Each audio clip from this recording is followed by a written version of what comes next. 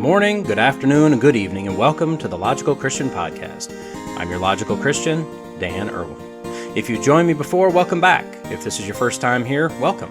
At the Logical Christian Podcast, we look at what's going on in the world of current events, politics, science, and whatever the mainstream media feels is important to tell us, but rather than just accepting their spin and swallowing their narrative, we look at it logically, and we look at it as Christians. Links can be found in the show notes if you want to follow along. So with that, let's go be logical Christians. Have you ever played hide and seek with a very young child? Oh, it's fantastic. They'll stand in the middle of the room with hands over their eyes, positive they can't be seen because they can't see you. With kids it's cute. With adults it's funny, unless they're serious. And then you call someone. Unfortunately, this is exactly what very smart, seemingly sane, reasonable, logical adults are doing every day, and in greater and greater numbers, with regard to the existence of God. A massive number of people are standing in the middle of creation, eyes covered, telling the rest of us how there is no God because they can't see him. So today we're going to find a needle in a haystack, and then we'll talk about the ancient mythological creature, woman, and then ain't nobody going to be happy. So grab your best pair of mag eyes, call your non-prostate-owning gestational birthing person, they them miss you. And get your hanky out, because here we go. There's an old cartoon I was recently reminded of in a YouTube video, one that's been used for a variety of purposes, but the premise is that your worldview, or more basically your perception, is reality. The cartoon is that of a large number written on the ground. One person is at one end of the number, the other person is at the opposite end. The first person says, it's a 6. The other person says, it's a 9. So see, perception is reality. Evidence is up for whatever interpretation best fits your worldview. The only problem is, if we put a little thought into this cartoon, this number was placed on the ground deliberately by someone for some reason. So that number is either a 6 or a 9. Although two people can perceive it differently, it was placed there as one of those numbers only and specifically. And so one of those observers is right, the other is wrong. Although two people can perceive it differently, it was placed there as one of those numbers only. So one of those observers is right, the other is wrong. Delving even deeper into a single panel simplistic cartoon, rather than the observers arguing and walking away disagreeing, both deciding that they're the right one, the other one is wrong, what they should do is both walk to the opposite ends. At that point, they could each view the other possible interpretation and then have a reasoned discussion, working together, now both knowing all possibilities. And from that point, they collect evidence and weigh it based on both theories to determine which interpretation best fits the data. For instance, maybe viewing it as a 9, looking up from the ground, you see a building with 9 windows facing you. Okay, well, that's possible. But maybe you look down the sidewalk to the right and to the left and you see a 5 and a 7. Well, now the only reasonable explanation would be a 6. So I've given you that long, drawn-out cartoon illustration to bring you a recent, set of articles outlining a fossil find from an obviously cataclysmic event, one of which should be viewed using all possible theories, but won't be, at least not by what I'll call the parishioners of science. Found just about everywhere right now, but we'll start with TheGuardian.com. Headline, scientists find fossil of dinosaur killed on day of asteroid strike. Can we start there, please? Dinosaurs were on the Earth an alleged 165 to 177 million years total. As we all know, they died out about 66 million years ago. So if we use the 165 million year figure, that's 60.27 billion days, and we found a fossil bed from the day of the asteroid strike. That's a 1 in 60.27 billion chance, or a 0.00000000166% chance. This is likely why Philip Manning, a professor of natural history at the University of Manchester, said, and I quote, "It's absolutely bonkers," and further described the find as, quote, "absolutely gobsmackingly beautiful," while at the same time, other experts aren't yet convinced the find is from that one specific day. Shocker. So very recently, in the Great White North, state of North Dakota, a very interesting fossil find was uncovered. A very well-preserved fossil of a dinosaur leg, complete with skin, as well as a fossilized turtle skewered through with a wooden stake, some small mammals, fish that had glass spherules embedded in their gills, some skin from a triceratops, and a pterosaur, look, I know it's pronounced pterosaur, a pterosaur embryo preserved in its egg, as well as some logs and trees and what they believe may be fragments of the asteroid. So the reigning thought in science, that's capital S with the quotes around it, is that 66 million years ago, a massive asteroid impacted the Earth at the Yucatan Peninsula in Mexico, triggering tsunamis and volcanoes and hurricane winds, not to mention absolute annihilation in the blast zone. This caused a massive amount of ash, dust, and the like to spew into the sky, with the eventual killing off of the dinosaurs due to climate change, extreme cooling to be specific. And here's the thing.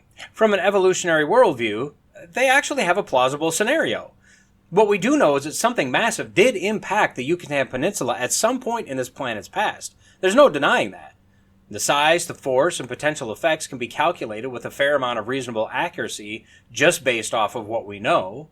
This impact would have absolutely created the glass spherules, which are created in very specific circumstances. Basically, molten rock blasted into the air, some sort of dispersion, and then cooling while in the air, raining down as very tiny glass balls.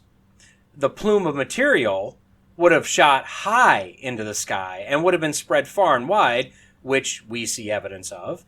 It would have triggered volcanoes, tsunamis, hurricanes, which we see evidence of.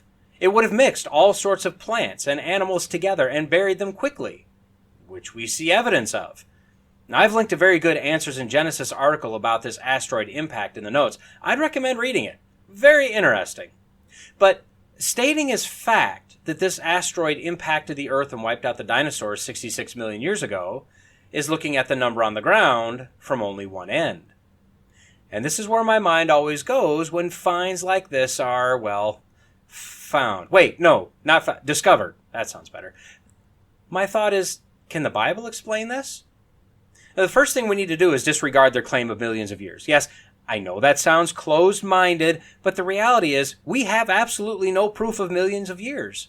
We have current laws that govern the universe. We have certain processes that are assumed somewhat carelessly to have always worked the way we observe them today, except when that assumption doesn't work with the evolutionary theory, then we just ignore those for a little bit. One thing science points to is their dating methods. Now, I'm not sure if they've dated this latest find. At first they said they did, and then it was corrected that they didn't. I don't know. But they have dated the dig site, and they've dated other sites using argon dating and determined that, yeah, it's at the right age. Now, I discount this method as hit, and just about every dating method out there is not accurate or repeatable for dating anything. And that's mostly based on their assumptions. For more on argon dating, check out my episode 17 entitled Grab Bag, link is in the notes, and listen to the review entitled But I Could Be Wrong. Now, for a timeline that has plausibility, we have a written genealogical record that dates this planet and this universe back to about 6,000 years or so. 1,500 years after it was created, we have the written record of a global flood, something where the rains came down, the windows of heaven opened up, and waters under the earth broke forth. This was a 40-day event that would have been absolutely cataclysmic. Could what we see fit into the Noah's Ark global flood record? Absolutely it could. Now, I heard one time many years ago, and unfortunately I can't find it anymore, so take this with a grain of salt. But I heard that if the mountains were as high during the flood event as they are today, which I don't think that they probably were, but let's just go with this, And it only rained so that in 40 days everything across the entire world was covered. The rain would have had to been so heavy, come down so fast and so hard that the friction of the water droplets on the air would have lit the atmosphere on fire. The point being, rain alone didn't do this. This was not just a spring shower, at least not to make a global flood as the Bible claims. It had to have been a massive event from above and below. Now, God could have supernaturally caused the waters from above and below to do his will. But he also could have set an asteroid in motion, or a number of asteroids with one gigantic one, when he created the stars also, that would impact the Earth 1,500 years later, sending a shock wave through the planet, triggering the catastrophic end of the planet as we knew it. The asteroid impact can easily fit into the flood narrative, as can glass spherules, as can fossil bed of mammals, fish, dinosaurs, logs, and debris all mixed together.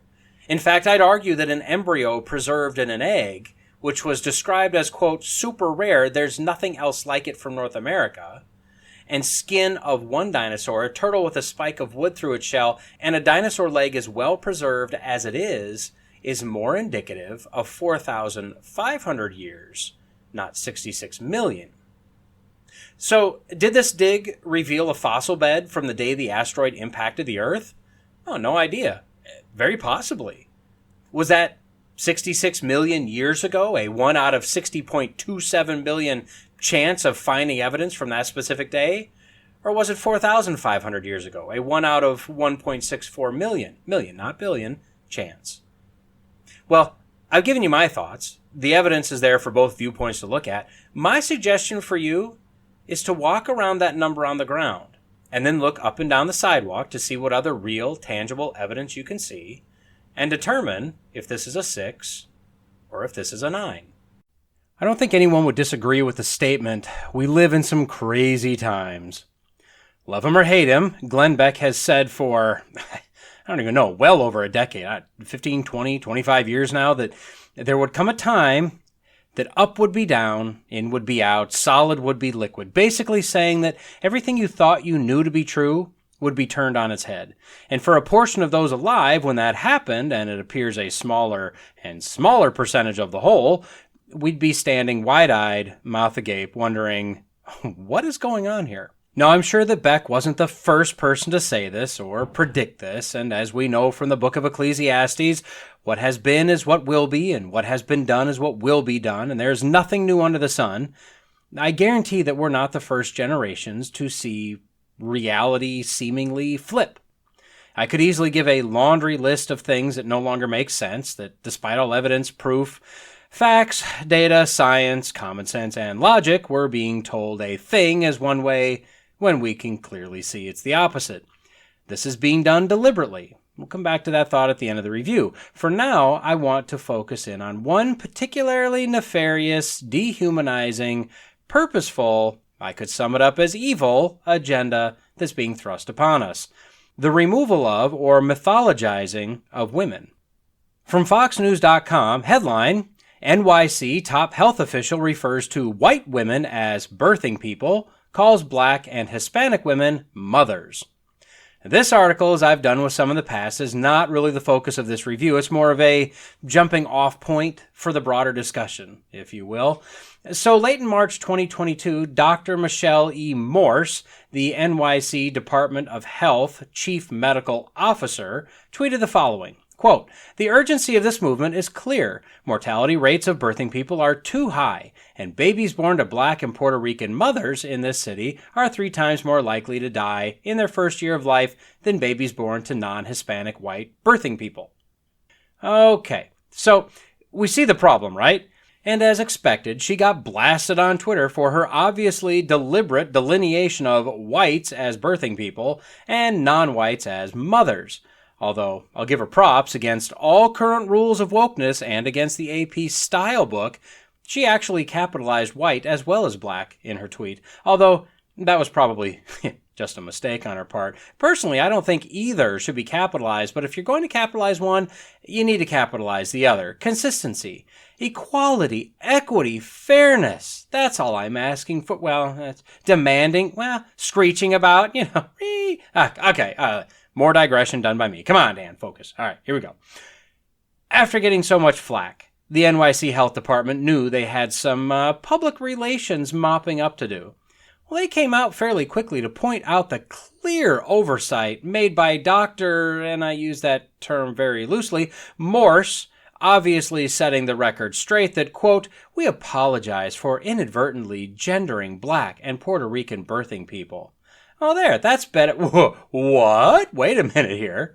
Yeah, they didn't apologize for the racial undertones. They didn't apologize for the clear segregatory language, and they didn't make the obvious apology for using a stupid term that stupid people use stupidly, rather than just, using the smart term that smart people use smartly. Mothers. No, their crime, well, actually it was Dr., and I use that term loosely, Morse's crime, her sin, which was daring to gender non-white birthing mother people persons, they, them. I don't know. I'm desperately trying to keep up here. But my question is, was that tweet an honest mistake? I'm actually going to say I believe yes, and also no. See, the tweet directly prior to this one, the start of her tweet thread, was a statement about supporting birthing people through their birthing experience and the gift we can share with the birthing people. So she's obviously been brainwashed, instructed in the correct terminology to use. However, in the fourth tweet in this thread, she used the term breastfeeding, rather than the acceptable and so correct term of chest feeding. So she's struggling to keep up, which, join the club. And curious, just as a side note here, breastfeeding, all one word, is recognized by the online Microsoft Word app, which I'm using, which should have the most up-to-date dictionary available. But chest feeding, all one word, has the little red squiggles under it, meaning the onboard dictionary says, "Come on, Dan, you and I both know this isn't a real thing." Well, Mr. Gates, you, me, and your fancy typing program, we are in lockstep agreement here. That's one thing. So what is going on here? Well, when you check that tweet against the 280 character limit, which is the bane of my Twitter existence, as a long-winded blowhard like myself struggles with that limit, she had plenty of room to change mothers to birthing persons, or birthing people, or could have left off mothers or birthing people entirely, since we all know that a person that gives birth is a woman, despite what the trans community would like us to believe. Up is down. No, I think the real problem here is that of a racist nature. Now look, I'm not calling Dr., and I'm still using that term loosely, Morse a racist. I'm just saying that she clearly believes that some people groups with a specific melanin content greater than non-Hispanic whites are of greater value, greater worth than those with the lesser melanin content who should probably just go die in a hole for all of their hate. I only say this because she was apparently a co-author on an article in 2021 that essentially pushed for a critical race theory model for healthcare. One of the oft-repeated parts of the article said that they believed Black and Latino, and I don't know why we don't have this as Latinx. The Black and Latino heart failure patients should be given preferential admission to the specialty cardiac units so that they could bring equity back to that part of medicine.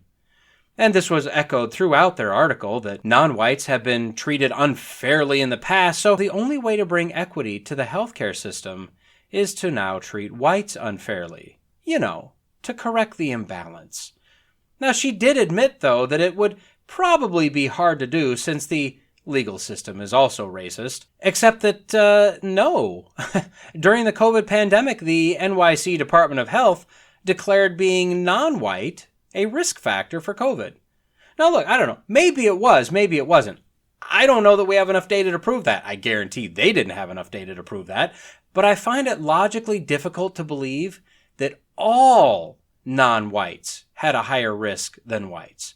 So I believe that Dr., and this term is so loosely used it's not even funny at this point, Morse made a mistake by not writing birthing persons to appease the masses, but I don't believe she made a mistake in her obvious racist intent. And this goes to the broader point of the review. Doctor, the looseness of this term usage is almost silly at this point. Morse was more interested in trying to dehumanize white women, white mothers, than she was at carefully towing the woke agenda's narrative. Her problem is the trans community, which by feel and looking at the mainstream media seems to be about 99.9% of all humanity, but in reality accounts for about 0.6% of all adults in the U.S., well, they don't care what her agenda is. Their agenda is to not eliminate gender so much as it is to eliminate women. In the last few years, a process of dehumanizing, depersoning, as I said, mythologizing women has been taking place. A panel set to discuss an apparent disparity in pregnancy and post-pregnancy experiences for ethnic minorities first used the term birthing people. This term usage took place in November 2020, and the panel in question was from the Harvard Med Postgraduate and Continuing Education Department.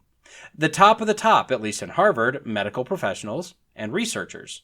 Now, since then, we've had terms coined and shoved in our faces like these winners: gestational parent instead of mother, chest feeding using human milk rather than breastfeeding and breast milk, menstruators and people who bleed rather than women, and my personal favorite, non-prostate owner. I'm not verifying any of that. The trans community is so hyper-focused on ensuring that a man that plays dress-up or feels a certain way or injects unnatural chemicals into the body or physically mutilates the body can be considered a woman and vice versa that they're struggling to find the correct terms to use since the entire thing is nonsense. It turned into a clown show at this point, but only to people who still consider solid to be solid and liquid to be liquid. So why is this happening? Why this focus on the elimination of genders and specifically the elimination of women? Well, I would point to two interconnected reasons. First, the overall issue is the systematic, maniacal agenda to eliminate God from this world and thus a total loss of connection with reality. A literal, functional psychosis that I believe is brought on by trying to tell your brain that knows there is a God that there is no God, and then attempting to live as such. Put simply, I believe that our brains are failing. They're being forced to function in a way that they were never designed to do. The second reason we're trying to eliminate women is more directly impactful. The only system in all of human history that has treated women well, rightly, with dignity, with respect, has been, drumroll, Christianity. When you remove that bedrock, even if only as a moral or ethical foundation, the respect for women is gone. After God finished creating all things, Satan, in cooperation somehow with the serpent, asked the question, did God say? Satan, the father of lies, has been questioning God's laws, God's love, God's sovereignty, and even God's existence for 6,000 years now. Personally, I believe that right now, the evolutionary theory was the catalyst that set off this chain reaction to slowly but surely eliminate God. This single theory literally eliminates God, eliminates truth, eliminates laws, eliminates morals, eliminates uniqueness, eliminates anything that could potentially mark a human being as something different or unique or special. All we are is a bunch of cells that happen to be the fittest and survived so far, but we're nothing really more than an advanced mammal, which is nothing but an advanced reptile, which is nothing but an advanced fish, which is an advanced invertebrate, which is nothing but advanced slime, which is just a single cell that happened to be lucky enough to form and last and exist, despite the fact that per their own theory, there's literally no possible way for that to ever have happened. But because of this evil and frankly stupid theory, we now have cover as a society to say, gender is all in your mind. It doesn't matter what they say you were at birth. You can be anything you want, since we're all just the same. Evolution allows us to use the excuse that it's the oppressive, antiquated, mythical religions that have forced this gender binary system on people that are anything but one of only two sexes. The theory of evolution literally allows us to say, the mind is correct. I was just randomly given the wrong parts. Christianity says that the body is correct. The mind is damaged because of the effects of sin. But unlike evolution, that stops at, you are whatever you think you are, deal with it, and many do deal with it through drugs or dangerous behaviors or suicide. Christianity says, you are who God created you as. Let's figure out what's going on. And let's explore the one way, the one truth, who can give the one life you're actually searching for, and who can heal the damage that's causing this skewed thought process. Yeah, hope. We don't need any of that these days, do we? No, your truth is truth. Just hope in yourself. Whatever it takes to feel good about you, and if that feeling changes later, well, we'll just deal with it then.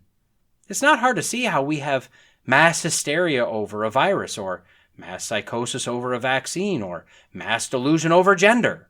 For although they knew God, they did not honor God or give thanks to Him, but became futile in their thinking, and their foolish hearts were darkened. Claiming to be wise, they became fools, and exchanged the glory of the immortal God for images resembling mortal man, and birds, and animals, and creeping things. The smarter we get, the more foolish we are. As for the treatment of women, Christianity was counter to even Judaism regarding the view of women. You see this illustrated over and over in the Bible, Old and New Testament. Sarah, blessed with a child in her old age, a child that would be a father to an entire nation after a life of not being able to have children. Esther, saving the Jewish nation from mass genocide. Look into the Mosaic laws regarding women. Different laws than we have today, sure, but there was respect. There was expected conduct for both men and women, and consequences for one or both if deviated from. Look at the interactions that Jesus had with various women that the Pharisees and the Jews in general would never have come close to. Look at the Galatians, where it's declared that women are equal with regard to salvation. I mean, yeah, the culture was different. And no, women are not equal. They are complementary. So men have a role, women have a role. But loving our neighbor didn't discount women. Salvation doesn't discount women. Jesus didn't discount women. Christianity presented women as ones to be cherished, loved, protected. Now look at other religions. Dig into them. I dare you, dig into them. Women are treated as second-class citizens, as half of a man, as tools, as throwaway items. They're abused, they're mutilated, they're forced into various forms of slavery. They must submit, they are bartered with, they are discarded or murdered if deemed necessary. And I'm not thinking of only one or two religions that you might be thinking of. Look into the so-called peaceful religions. Hinduism, Buddhism. By their own doctrine, women are not considered to be worthy of respect. When you eliminate Christianity from a society, you erode and eventually eliminate the worth, the value, the status of women. They are no longer valuable as a fellow image bearer of God because we've done away with God. From an evolutionary standpoint, women are there to conquer, use, and make children for the men to spread his genes as far and as wide as possible. Any religion that isn't Christianity is as satanic as atheism, agnosticism, or evolutionism, and they will all treat women the same perverse, degenerate way. This war against women is being waged by the trans community, by the politicians, by the media, under direct coordination of Satan. Of that I have no doubt. Satan is a liar. He perverts the truth of God in the minds of the lost. He wants to destroy God's image bearers, and this is what we're seeing. Satan is taking one of the most basic components of creation, male and female, with regard to the pinnacle of God's creation, humanity, and trying to destroy it at the core. Now, he won't win. I don't know if Satan thinks he can win. He knows the Bible better than any of us. He knows he loses in the end. He knows that God is God and he's not, but until he's cast into that pit, he's going to try to destroy as much as he can. So, men, I don't have an action plan. I don't have the answer. But I know this. On your home front, in your sphere, as large or small as that might be, fight for women. Protect your daughters. Protect your wives. Hold your church to account if they stray from the Bible, or move on to one that actually respects the Bible and women. Capitulating to psychobabble about trans this or gender something that is not loving. It's evil, it's hateful, and it's wrong. And for a church to do it, well, they're not a church. They're a tool of Satan. As I've said before, even in the midst of what looks like chaos, we can rest in the knowledge that God is sovereign in even this. If he didn't have a plan for this mess, he wouldn't be God. And if he didn't have a plan for this, it wouldn't exist today. So we know that God is in total, complete control, even when things look chaotic. But on the human front, we need to be engaged in a battle to save and protect the women in our world, relying on, begging God for his protection, his wisdom, and his Spirit to guide us. A number of years ago, I taught elementary age Sunday school. That was both rewarding, infuriating, and terrifying, but I wouldn't trade it for anything. I didn't like using the prepackaged materials, as most of those are simply just awful. The same 52 stories told the same way at the same time every year with the same tear-out coloring sheets and on and on. So I worked to build my own curriculum for most of the time I taught. We did a deep dive on creation where the kids made their own little earth and universe in a little wooden box. We called it their magical box of mystery and wonder. We built a cutaway replica of Noah's Ark, just the boxy version, as that's all we really know from the Bible. But we made it to scale with the smallest people I could find at the hobby shop. We took a year and did a comparison study on the main religions of the world. Yep, elementary age kids. And we took a little less than a year to talk about the Christian foundations of the United States of America. Now, depending on who you listen to, and I'm talking about solid Christian teachers and pastors here, some say that the U.S. was never a Christian nation. Some say it definitely was. Some are in the middle. What I think can be agreed upon now, however, is that this nation, whatever its founding was, is now a post-Christian nation. Now, some may think we're entering that phase. Some may think we're well into it. Very few, at least from what I can find, actually still think that this nation is a solidly Christian nation. I came across an interesting article from what appears to be a left-leaning website, and I'm making that assumption based on the general phrasing of the headlines of their homepage. From theweek.com, headline, "Will anyone be happy with a post-religious America?" Now, isn't that an interesting question? Now, this article isn't specifically on Christianity, but the simple graphic for the article is a lone cross on a hill with presumably a sunset in the background. It's highly focused on Christianity. The first sentence of the article pretty much sums up the premise and the reality. Quote, "Post-religious America is growing up." Now let that sink in for a minute. What does that actually mean? Well, this article is based off of a Deseret News and Marist poll entitled "The State of Faith in America Today." Now, I'm going to jump to that poll to go over some of the findings in a minute, but I want to briefly cover a few things from this article first. So the author points out what I think we all instinctively know: the older the demographic, the more likely it is that they'll go to church. Although I don't know if that's age-related or generation-related, as in, will the younger generation return to church as they get older? I guess only time will tell. So although a minority of all demographics say they go to church at least weekly, the author says that just because we're post-religious, it doesn't mean we're atheistic. In fact, 54% say that they still believe in the God of the Bible. 29% believe in some other higher power, and a total of 71% consider themselves spiritual. Apparently, what this author deduces is that the younger generation is just finding other ways to do church. And that whole not forsaking the gathering of yourselves together thing is apparently not what all the cool kids are doing these days. There appears to be quite a split developing between the older generation and younger generations that seems to want to have religion their way, if they want it at all. The author wraps up the article with a paragraph and a sentence that I want to read verbatim. He's really got some interesting points in this article that I think we as Christians need to really consider.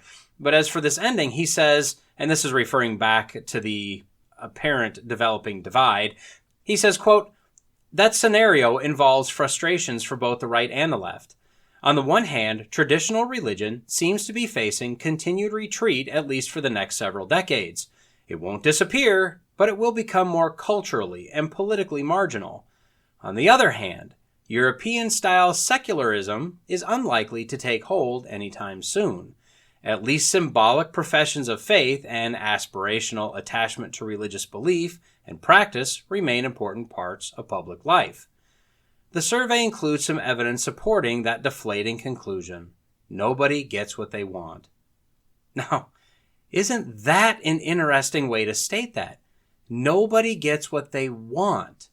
I mean, it makes sense, as that's exactly what the desire is by the a-religious left, to move religion in America to the European-style secularism, which, don't worry, we're getting there. It's just a matter of time. So as premise of the article, will anyone be happy with a post-religious America, is never really answered. It's never really addressed.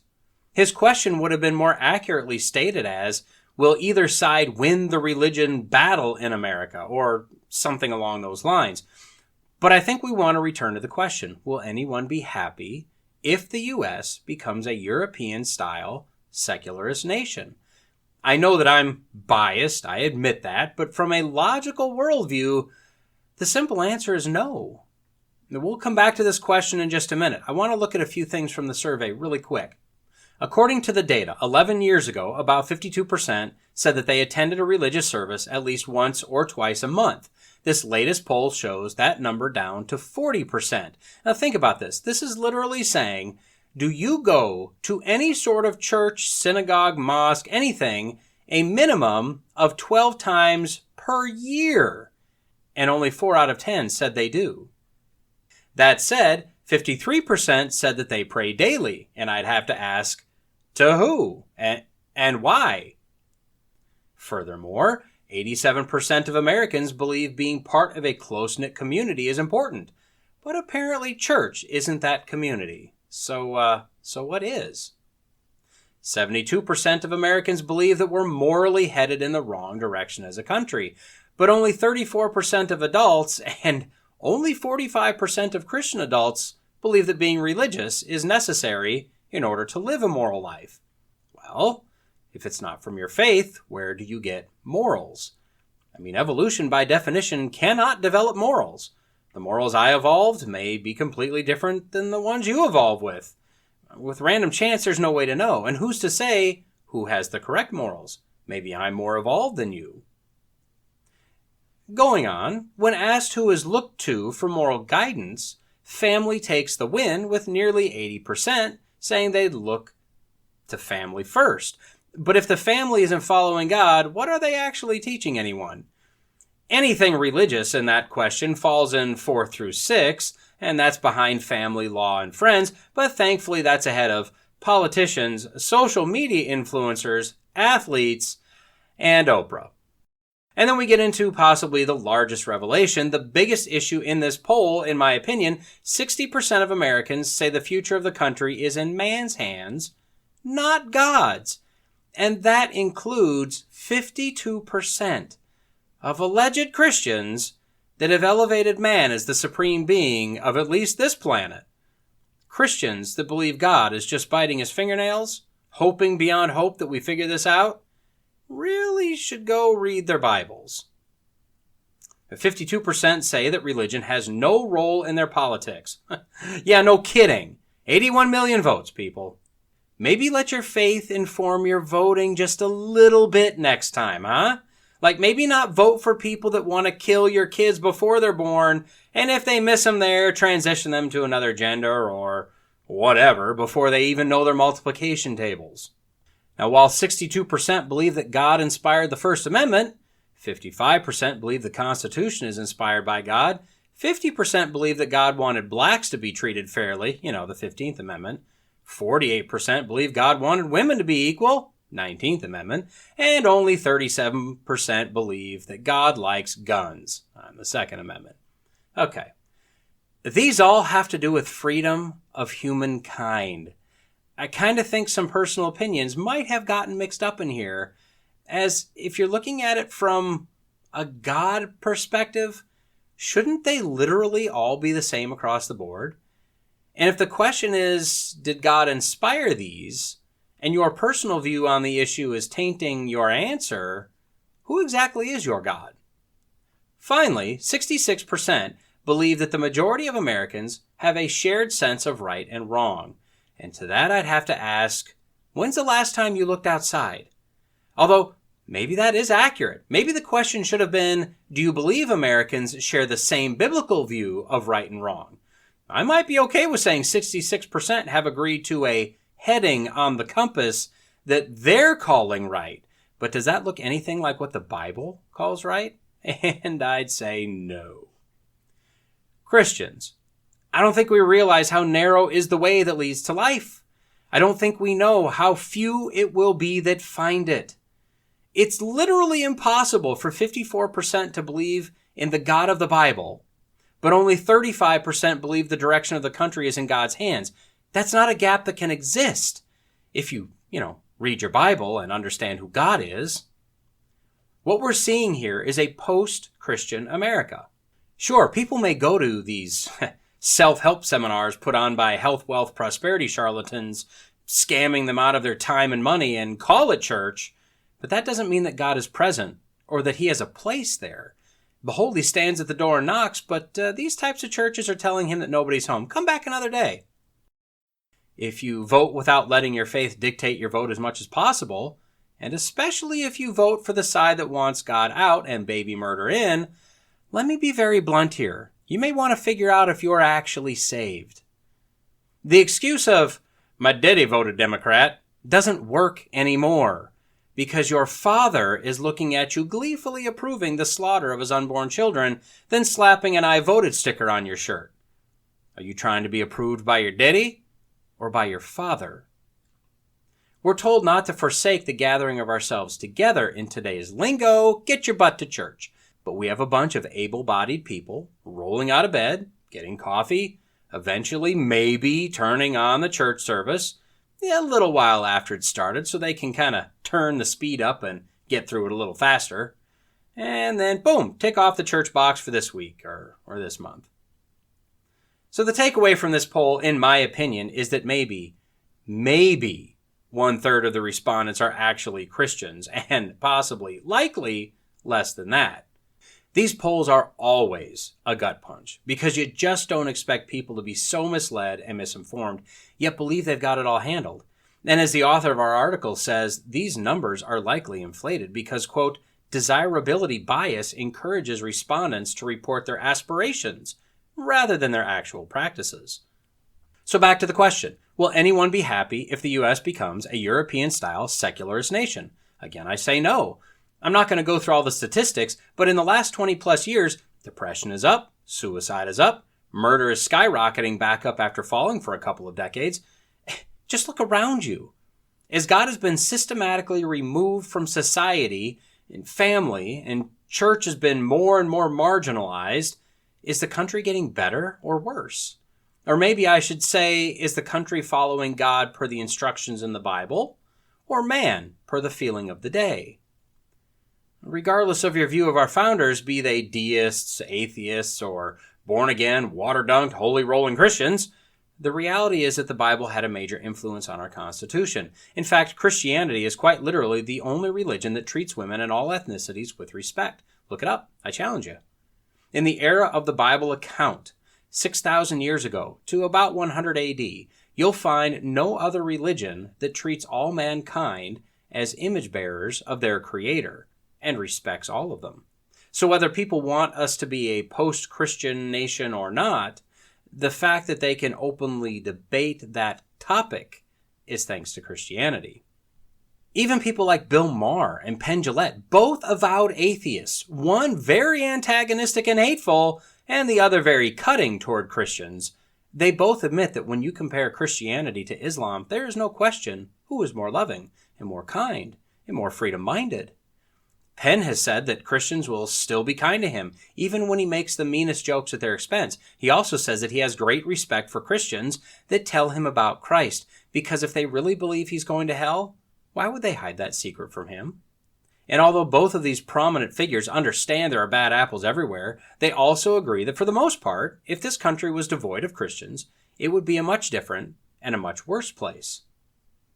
Now, I try to avoid correlation equals causation type arguments, but when you go from presidents that truly offered prayers for the nation and led the nation in prayer, schools that featured the Ten Commandments and taught lessons either directly from the Bible or based on the Bible, parents who placed importance on family, church, and the Bible, to a nation where it's a crime to state that you have specific convictions as it pertains to your personal business, and lawsuits are being filed constantly to keep any biblical language out of the public arena. And you see the morality of the nation slide at the same time. It's hard to say that one doesn't have a direct cause on the other. We are absolutely heading into a post-religious America, and are likely already at least ankle-deep in it, and it will not make anyone happy. Christians will be disappointed to see the nation plunge even deeper into the depths of evil. Non-Christians will get angrier, more depressed, more depraved, and nothing will make them happy. But just because the country is sliding that way, you shouldn't slide that way. Do not allow yourself or your family or your church to become post-religious. As Christians, this is not our home. We're just here temporarily. So although our surroundings can have an effect on our physical lives, it should not have an effect on our spiritual lives, our joy, or our mission. Or at least not a negative one. Get in the Word. Pray. Go to church. Learn, study, prepare yourselves. Put on the whole armor of God. Battle's coming. Be ready for it. And rejoice in who we know is the conquering King, and who is in fact in total and complete control, yes, of even this country. And with that, we've reached the end of this episode of the Logical Christian Podcast. If you've made it this far, the odds are you liked what you heard. I'd greatly appreciate a like, a comment, and a review if you're so inclined. As you likely already know, it all helps with the algorithms.